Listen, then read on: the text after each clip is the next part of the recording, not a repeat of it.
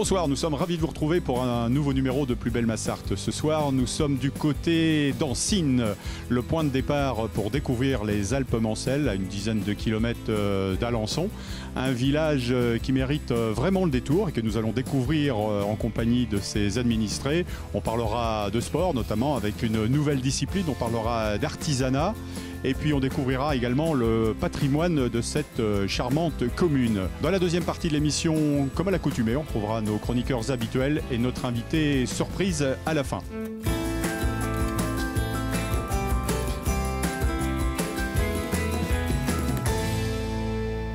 Comme prévu, on se retrouve ici à Ancines, dans le bureau du maire de Denis Assier. Bonjour. Bonjour. Alors est-ce que vous pouvez nous présenter dans un premier temps votre commune ? Alors Ancines, petit village du Nord-Sarthe, 960 habitants, un collège, un commerce multiservice, une coiffeuse, et puis surtout à proximité de la forêt de Persaigne. Comment on appelle les gens d'Ancines ? Les Ancinois et Ancinoises. Et vous-même, vous êtes natif d'ici ou de la région ? Oh, tout à côté, à Alençon, oui. Le sport, c'est quelque chose qui vous tient à cœur, et notamment sur la commune d'Ancines aussi ? Oui, effectivement, on essaie de développer plein de projets sportifs. On a un club de judo qui a eu une dernière ceinture noire encore. On pense que effectivement, le sport, l'éducation fait partie de l'éducation de nos enfants. Alors, parlez-nous un petit peu maintenant des projets ou des réalisations qui ont été effectuées ces derniers temps depuis que vous êtes maire, puisque c'est votre premier mandat. Oui, tout à fait, c'est mon premier mandat en tant que maire. Alors parmi les gros projets, effectivement, il y a le commerce multiservice. Donc c'est un commerce multiservice puisqu'il y a à la fois une épicerie, il y a un bar et il y a un restaurant. Sur la commune proprement dite, au niveau des travaux, est-ce que vous avez ces derniers temps œuvré, on va dire ? Parmi les chantiers en ce moment, donc, on est en train de remplacer notre vieille chaudière fuel sur le site scolaire par une pompe à chaleur air-eau. Donc ça, c'est le dernier projet qui est en cours. Et puis on essaie effectivement d'aller vers des projets qui sont moins énergivores et puis faire un peu plus attention à l'environnement. Un projet de nouveau lotissement peut-être ? Alors oui, effectivement, donc il y a un propriétaire privé qui est en train de créer un nouveau lotissement, donc de 6 parcelles actuellement sur la commune. Donc c'est une bonne nouvelle pour nous et puis pour les familles. On a un projet donc de rénovation de notre chapelle funéraire dans notre cimetière. Donc c'est une chapelle du 19e siècle avec des vitraux qui sont complètement cassés, la voûte qui est cassée. Donc l'idée effectivement c'est de remettre en lumière notre patrimoine. Donc on a également parmi les autres projets donc l'église, rénover le chauffage de l'église. Parce qu'effectivement, on a un vieux chauffage gaz qui génère beaucoup d'humidité et qui abîme donc les peintures, puisque je rappelle que l'église d'Ancines, c'est la seule église de Sarthe entièrement peinte. Ah, oui. Ça, c'est des bonnes nouvelles, contrairement à la fermeture des classes, qui a du mal à passer, on va dire. Oui, effectivement. Alors, je déplore la fermeture donc d'une classe sur le site scolaire. Donc là, effectivement, on peut comprendre puisqu'on a une diminution d'effectifs. Là où ça passe beaucoup moins bien pour les Ancinois et pour moi, c'est sur le site du collège, puisque nous avons 2 divisions qu'on fermait. Donc, on nous a fermé 2 classes concrètement, mais sans diminution d'effectifs. Donc ça, j'ai vraiment du mal à comprendre la logique qui est instaurée aujourd'hui par nos politiques. Et puis un petit message d'espoir, parce que vous avez une tradition ici, c'est de planter un arbre à chaque naissance. Oui, effectivement, on est très lié à la biodiversité. On veut replanter des arbres parce qu'on pense qu'effectivement, c'est un peu l'ADN de la commune. Et donc, on participe à l'opération donc cofinancée par la région à une naissance, un arbre. Aujourd'hui, on a plus de 20 arbres de plantés et c'est une bonne nouvelle pour la commune. Merci Monsieur le maire, on se retrouve tout à l'heure à la fin de cette émission en guise de conclusion. D'ici là, on va partir à la rencontre justement des Ancinois et à la rencontre de ceux qui tiennent l'épicerie associative justement.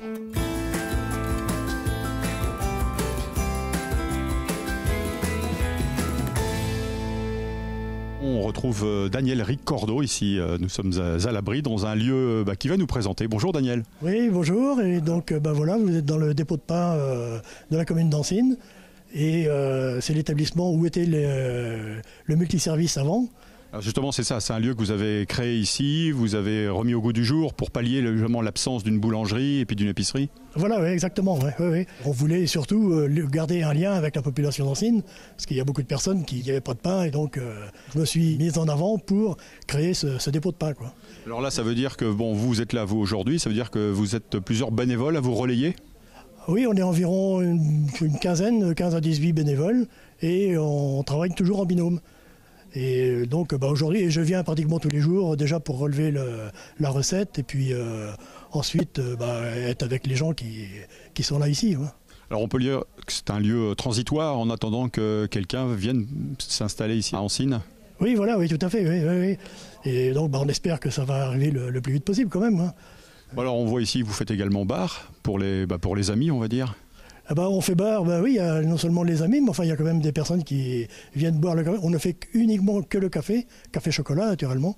Et on n'a pas de tarif à appliquer. C'est un don qui sert à la restauration de la chapelle Saint-Laurent au cimetière d'Ancines. Alors ça, vous faites ça depuis combien de temps? Alors on a commencé fin juin.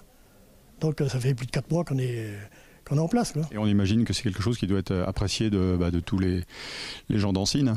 Ah ben tout à fait, même par nous, hein, parce que nous on est heureux de retrouver des gens ici, que les gens puissent se réunir comme il y a quelques personnes ici. Là, donc, et c'est ouvert tous les matins? Et c'est ouvert tous les matins de 8h30 jusqu'à 12h30. Bon, bah c'est noté. Merci Daniel.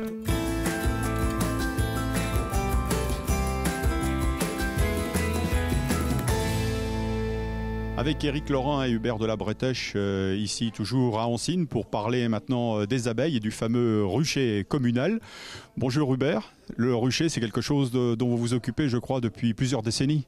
Bonjour, oui, ça fait à peu près une vingtaine d'années que j'ai commencé mon propre rucher. Éric, ça fait une bonne dizaine d'années. Et donc, nous avons succédé au seul apiculteur de la commune qui restait à l'époque. Savoir qu'autrefois, il y avait à peu près 1 ou 2 ruches par ferme. Et puis, donc, après, ça s'est perdu. Et puis, donc, grâce à ce vieux monsieur qui m'a transmis la passion des abeilles et qui m'a donné mes premiers essaims, nous avons recommencé cette activité et maintenant à Ancines nous sommes une dizaine d'apiculteurs, ce qui est très important. Alors justement, avant vous passionniez pour les hommes, pour les êtres humains en tant que médecin du village on va dire, et aujourd'hui la passion des abeilles, un monde incroyable. Ah oui, c'est surtout un monde extraordinaire de partage et de transmission. C'est ce qui est fondamental, c'est que faire de l'apiculture pour soi-même, c'est intéressant, mais transmettre aux autres. J'ai transmis ce que je savais à Éric. Bon, maintenant, il est beaucoup plus fort que moi. Mais... Bon, il va nous en parler. Alors Éric, combien de ruchers d'ailleurs vous avez ici? Moi j'ai 15 abeilles en production et j'en ai à peu près 18 essaims actuellement. Et en production, cette année, j'ai fait 300 kg de miel d'été. Qu'est-ce que vous faites de tous ces kilos de miel alors après? Nous, on le vend, diverses personnes, on en donne aussi, moi, ce qui me concerne. C'est un travail de longue haleine, il faut sans cesse s'en occuper, ces ruches? C'est une passion de tous les jours. Moi, j'y vais, on va dire, du mois de février au mois de... là, on va faire les dernières visites là, au mois d'octobre à peu près. Oui, vous parlez de visite, justement, on peut parler, Hubert, aussi d'un domaine pédagogique aussi. L'objectif, il est là? Oui, alors ce qui est très important, c'est de transmettre ce qu'on a reçu et de donner et d'apprendre aux autres. Ça, c'est absolument fondamental. Et bon, actuellement, on a, grâce à la mairie, la municipalité nous a aidés pour démarrer le rucher de la commune et ça nous a permis de mettre en route les 2 employés communaux. On les initie à l'apiculture et on espère qu'un jour, ils nous succéderont et ils seront autonomes. On les accompagnera le temps qu'il faut, mais le principe, c'est de transmettre. C'est comme ça qu'on est passé de 1 apiculteur à 10 sur la commune. Merci messieurs, le message est transmis.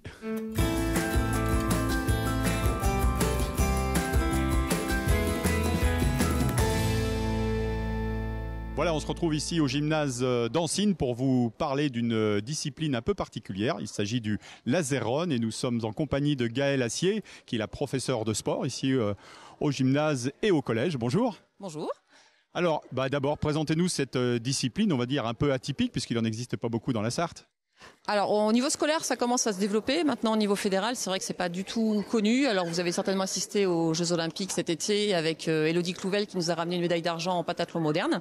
Donc le laser run, c'est une épreuve du pentathlon moderne en fait. Donc au pentathlon, vous avez de l'équitation, de l'escrime, de la natation et ils finissent en finale par du laser run. Et vous, donc il y a deux disciplines. C'est une épreuve combinée donc avec du tir au pistolet laser suivi d'une partie en course. Il faut savoir enchaîner les 2. Alors à qui s'adresse-t-elle? Il y a un âge requis, on va dire, pour pratiquer?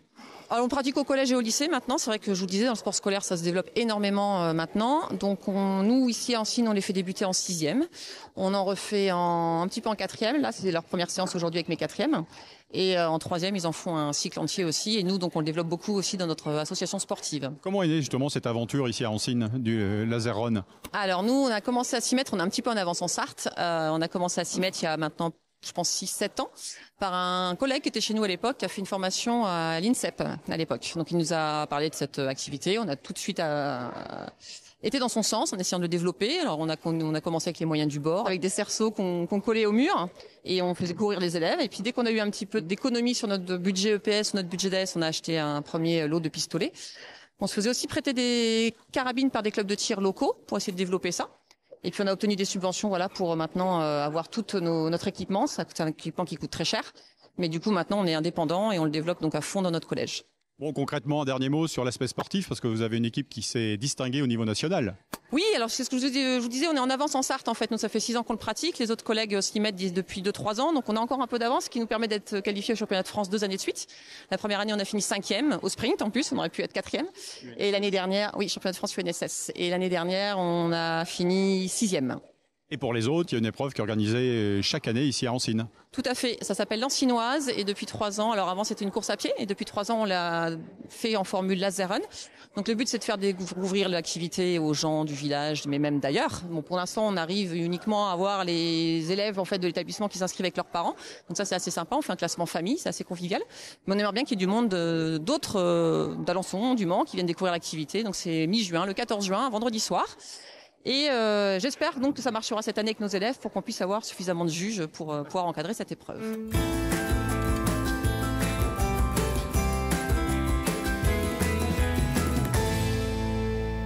On se retrouve dans l'atelier d'Émilie Blossier qui est sellier harnacheur, c'est comme ça qu'on dit. Bonjour. Bonjour, tout à fait, on dit sellier harnacheur. Alors logiquement au féminin ça ferait sellière harnacheuse, ce qui n'est pas... C'est mieux qu'arnaqueuse. C'est pas faux, c'est pas faux. Donc votre travail consiste à travailler le cuir? Je travaille le cuir, principalement tout ce qui est lié à l'équitation, que ce soit aussi bien la réparation de selle que de la confection d'harnachements type licol, bridon, filet, etc. Et je fais quelques articles pour les humains. D'accord. Alors avant de reparler de votre passion, de la manière dont vous travaillez, on va dire que c'est une reconversion, c'est quelque chose pour lequel vous vous passionniez déjà avant? J'ai eu la chance beaucoup plus jeune, c'est-à-dire quand j'avais à peu près une dizaine d'années, d'aller très régulièrement au Haras du Pin et de visiter l'école de sellerie. Et suite à ça, j'ai pu accéder à une reconversion, donc il y a 3 ans maintenant. Et vous êtes retourné au Haras du Pin? J'ai intégré l'école du Pin où j'ai passé un CAP sellier harnacheur que j'ai obtenu en 2022. D'accord.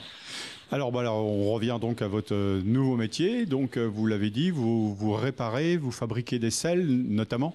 Tout à fait. Donc, aussi bien des sièges que, par exemple, des sanglons qui vont éventuellement être une pièce d'usure sur cette selle et qu'on est amené à changer en fait. Mais ça va aussi être tout ce qui est équipement. Ça peut être une sangle, ça peut être une paire d'étrivières. J'ai un modèle qui fonctionne plutôt bien, qui est en monobranche, c'est-à-dire que vous avez moins d'épaisseur de cuir sous la cuisse du cavalier, ce qui est vraiment intéressant. D'accord. Ça veut dire que vous travaillez principalement avec le milieu de l'équitation? Principalement le milieu de l'équitation, oui. Et puis peut-être des particuliers qui font appel à vous pour réparer une selle mal en point, on va dire? Alors, principalement des particuliers, j'ai des professionnels aussi. De quel tanneur vient votre cuir? Alors, on a la tannerie Arnal qui est située dans le sud, qui lui va faire tout ce qui est cuir pré-étiré et chrome qui sont très solides. On va avoir la tannerie As qui est en Alsace, qui lui va être plutôt un cuir ce qu'on appelle une pocerie. Et puis la tannerie Gall qui elle est un cuir demi-dosset, etc. Ils ont d'autres gammes, mais moi j'ai choisi en fait de travailler ces cuirs-là avec ces tanneries-là. Oui, parce que justement une selle se fabrique en plusieurs épaisseurs. Oui, on a plusieurs types de cuir sur une selle. C'est ça qui fait la solidité et la souplesse, puisque c'est ce qu'on cherche. On va chercher la solidité et en même temps le confort du cheval et du cavalier. Les mousses sont aussi faites en France. On a un fabricant français. C'est une technique qui vient du ski et qui a été amenée sur de l'équitation plus tard. Merci Émilie.